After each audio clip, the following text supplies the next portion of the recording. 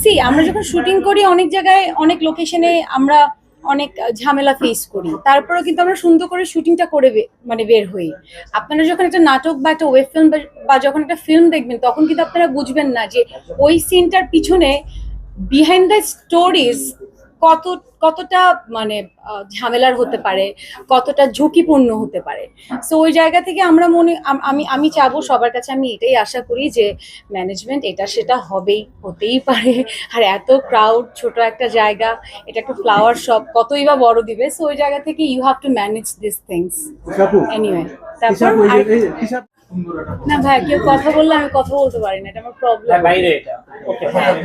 আচ্ছা, the thing is news তো আসলে অনেক হয়, সত্যতা কতটুকু থাকে কতটুকু না সেটা আপনারাও ভালো জানেন, আমরাও ভালো জানি, অডিয়েন্সও ভালো জানে। এবং যদি সিনেমাটা আমি করি, এটা খুবই তো খুশির একটা খবর। সো আমি বিলিভ করি, যেহেতু আমি এটা নিয়ে এখনো কথা বলিনি, হতে পারে এটা একটা গুড নিউজ আসতে যাচ্ছে।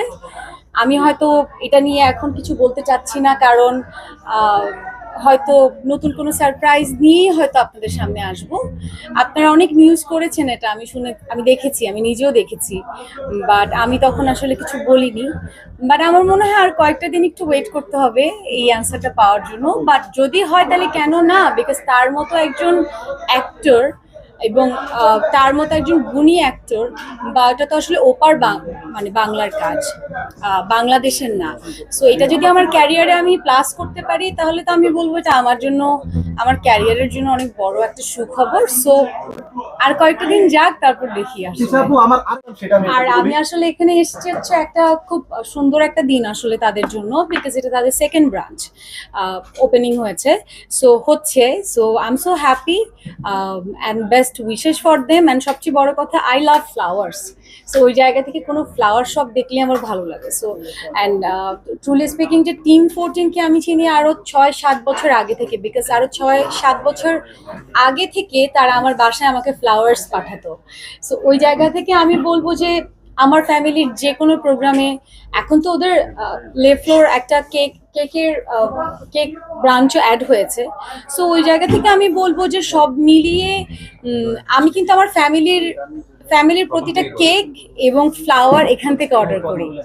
অ্যান্ড সেই জায়গা থেকে এই ওপেনিং এ থাকতে পেরেছি। So I am feeling good, ভালো লাগছে আমার। ফার্স্ট অফ অল, আমি আপনার কোশ্চেন বুঝতেই পারছি না। আপনার কোশ্চেন না, আপনি আপনার কোশ্চেনটা আমার কাছে মনে হচ্ছে যে এই যেখানে এসছি সেখান থেকে একটু মানে সেখান রিলেটেড না। So you have to ask me few things যেটা কিনা আমাদের এই ওপেনিং রিলেটেড। সো আপনার কথাটা আমার মাথায় ঢুকছে না। So we can talk about something else. আর কোনো কোশ্চেন আছে নাকি? ম্যানেজমেন্ট সম্পর্কে তো আসলে জানাটা আমাদের আগে থেকে আসলে কথা না, বাট আমরা যেটা আগে থেকে একটা কথা বলি যে আচ্ছা ঠিক আছে, এইভাবে করলে ব্যাপারটা সুন্দর হয় বা ম্যানেজমেন্টটা সুন্দর হয়। সো হয় কি ভাইয়া, মাঝে মধ্যে লোকেশনের কারণে, ক্রাউডের কারণে ম্যানেজমেন্ট একটু এদিক সেদিক হয়ে যায়। It's very normal thing. So আমার মনে হয় না এটা কোনো কোশ্চেনের মধ্যে।